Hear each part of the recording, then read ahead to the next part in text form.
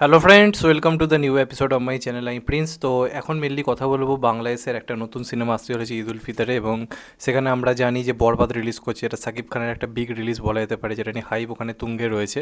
তো সেইখানে দাঁড়িয়ে বরবাদের সামনে রীতিমতো সিএম আসে তার সিনেমা জঙ্গলি নিয়ে। এটা যখন পোস্টার এনেছিল তখন কিন্তু বেশ ইমপ্রেসিভ লেগেছিল। এবার আজকে একটা প্রি টিজার এসেছে এবং এর আগে একটা গান এসেছিল জনম জনম বলে, গানটা আমার মোটামুটি লেগেছে। গানটার যে দেখে সিনেমার গান দেখছিলাম ফিল খুব একটা দেয়নি, তবে গানটা এমনিতে শুনতে খারাপ লাগছিল না।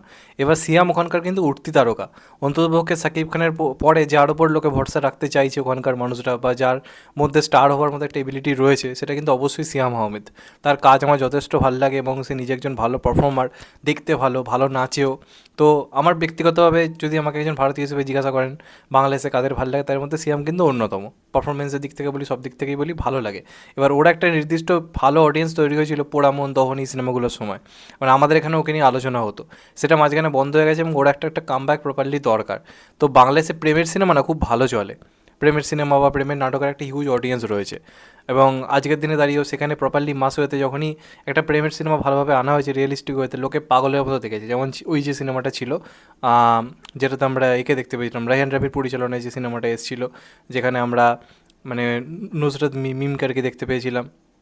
ওই যে চলো নিন্দিরা বলে গানটা ছিল, হ্যাঁ পরান সিনেমাটা, সরি নুসরাত মিম নয়, বিদ্যা সিনহা মিমকে আমরা দেখেছিলাম। এছাড়া আরও অনেকে ছিল। সেই সিনেমাটা আমার যথেষ্ট ভালো লেগেছিল এবং ওটা একটা প্রেমের গল্প এবং বক্স অফিসে খুব সাকসেসফুল হয়েছিল। তো এইটার আজকে যে অ্যানাউন্সমেন্ট ভিডিওটা এসছে আমার কিন্তু বেশ ভালো লেগেছে। এখানে যেটা দেখানো হচ্ছে যে এই যে ক্যারেক্টারটা প্লে করেছে সিয়াম আহমেদ, রীতিমতো আর কি প্রেমে ধোকা খেয়েছে এবং ক্যারেক্টারটা একটা জঙ্গলি মানুষে পরিণত হয়েছে। এখানে যে সিনটা দেখানো হচ্ছে এর থেকে বোঝানো যাচ্ছে যে ক্যারেক্টারটা সানকি ক্যারেক্টার, যেমনটা আমাদের বলিউডে কবির সিংয়ের ক্যারেক্টারটা ছিল, যে প্রেমে ব্যর্থ হয়ে রীতিমতো একটা মানে কী বলবো, এটা এমন মানুষে পরিণত হয়েছে যে স্বাভাবিক আর নেই। মানে রীতিমতো একটা অদ্ভুত মানুষে পরিণত হয়েছে, একটা সানকি ক্যারেক্টারে পরিণত হয়েছে, নিজের প্রতি আর কোনো কন্ট্রোল নেই, এরকম একটা ক্যারেক্টার, এবং যার প্রচুর রাগ। তো আই থিঙ্ক এই ক্যারেক্টারটা একটা সেরকম ক্যারেক্টার কিন্তু হতে চলেছে, এমনটা কিন্তু বোঝা যাচ্ছে।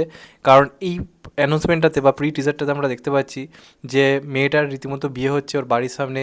মেয়েটার আর কি একটা পোস্টার রয়েছে, সিহাম আহমেদের ক্যারেক্টারটা ওটার সামনে এসে রীতিমতো টয়লেট করছে দাঁড়িয়ে। এটার মাধ্যমে বুঝিয়ে দেওয়া হচ্ছে যে এই ক্যারেক্টারটা কতটা ভয়ঙ্কর হতে চলেছে, যে নিজের প্রেমিকার ছবিতে বিয়ের সামনে, ওর বাড়ির সামনে এসে এই ধরনের ঘটনা ঘটাতেও দ্বিতীয়বারও ভাবছে না। এবং তার সঙ্গে সঙ্গে ব্ল্যাক অ্যান্ড হোয়াইটে ব্যাক স্টোরিটাও দেখানো হচ্ছে, যেখানে কলেজের মধ্যে অনেক ফাইট হয়েছে, হয়তো এই মেয়েটার জন্যই করেছে, প্রচুর লড়েছে উঠেছে। সেইখানে যে হালকা অ্যাকশন সিকোয়েন্সগুলো একটু একটু করে দেখানো হয়েছে, সেগুলোও কিন্তু বেশ ভালো লাগছে। প্লাস যে গানটা ব্যাকগ্রাউন্ডে বাজছে, সেই গানটার মধ্যে কিন্তু একটা ফিল রয়েছে সিনটার সঙ্গে, যে ব্যথাটা বা বেদনাটা, সেটা কিন্তু দারুণভাবে উঠে আসছে। এবং লাস্টে যে লুকটা দিয়েছে না সিয়াম আহমেদের, আর এর আগে আমরা গানটাতে একটা ইয়ং লুক দেখতে পেয়েছি, মানে একটা কলেজ পড়ুয়া ছেলের যেরকম লুক হওয়া উচিত, স্বাভাবিক একটা লুক। আর এখানে যে লুকটা দেখা যাচ্ছে পুরো জঙ্গলি লুক হয়েছে, পুরো এরকম দাড়ি ফাড়ি হয়ে গেছে, এরকম সিগারেটটা নিয়ে এরকম করছে। সিয়াম আহমেদকে কিন্তু মারাত্মক দেখতে লাগছে। তো এই সিনেমাটা চলা দরকার বাংলাদেশে একটা নতুন সুপারস্টার উঠে আসার জন্য। শাকিব খান তো অলরেডি ওখানকার একটা এত বড় স্টার, তারপরে আর কেউ উঠে আসেনি। তো সিয়াম আহমেদ কোথাও গিয়ে আমাদের এখানে অঙ্কুশের মতো, অঙ্কুশ যেমন ভালো নাচে সব কিছুই করে, কিন্তু সুযোগটার অভাব, তেমনভাবে ওখানেও কিন্তু সিয়াম আহমেদের ক্ষেত্রে একই কথা প্রযোজ্য। তো চাইবো এই সিনেমাটা সাকসেসফুল হোক। বরবাদকে আমার মনে হয় কোথাও গিয়ে একটা, যদিও সাকিব খানের সামনে টেকা মুশকিল, এটা সত্যি কথা, সবাই জানে, কিন্তু তাও আশা রাখবো একটা ভালো লড়াই হোক, ভালো ক্লাস হোক, কারণ দাগি বলে সিনেমাটাও আসার কথা রয়েছে।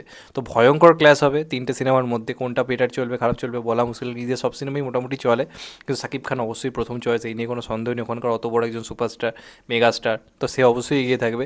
তারপরে বাকি দুটো সিনেমা দাগি এবং এই সিনেমাটার মধ্যে রীতিমতো লড়াই হবে। এবং এটার যা অ্যানাউন্সমেন্ট যেরকম যা প্রমিস করছে, একটা মাস অডিয়েন্সকে কিন্তু হলে টানতে পারবে। কারণ ইউথ যারা অডিয়েন্স, যারা প্রেমের সিনেমা চাইছে সিনেমা লিগে এক্সপিরিয়েন্স করার জন্য, তাদের জন্য কিন্তু এটা একটা বড় ট্রিট হতে চলেছে। তো দেখা যাক, লড়াইটা বেশ ভালোই হবে। বরবাদকে একটা ভালো রকম টক্কর এই সিনেমাটা দেওয়ার ক্ষমতা রাখে। অ্যাকশানগুলো যেটুকু যা দেখছি ভালো লাগছে, তো প্রপারলি সেই সিনেমাটিক ফিলটা দিচ্ছে। তো আমার আশা রয়েছে এই কাজটা নিয়ে। তোমরা যারা বাংলাদেশের, তারা অবশ্যই জানিও তোমাদের কেমন লেগেছে। আর চ্যানেলটা নতুন হলে চ্যানেলটাকে অবশ্যই সাবস্ক্রাইব করে দিও অ্যান্ড কেটে দেবে লাইকন। ভালো থেকো সবাই, টেক কেয়ার, নমস্কার। আবার দেখা হবে, এখন তো পাই, সবাই ভালো থেকো, সুস্থ থেকো, টেক কেয়ার, আবার দেখা হবে, ভালো থেকো।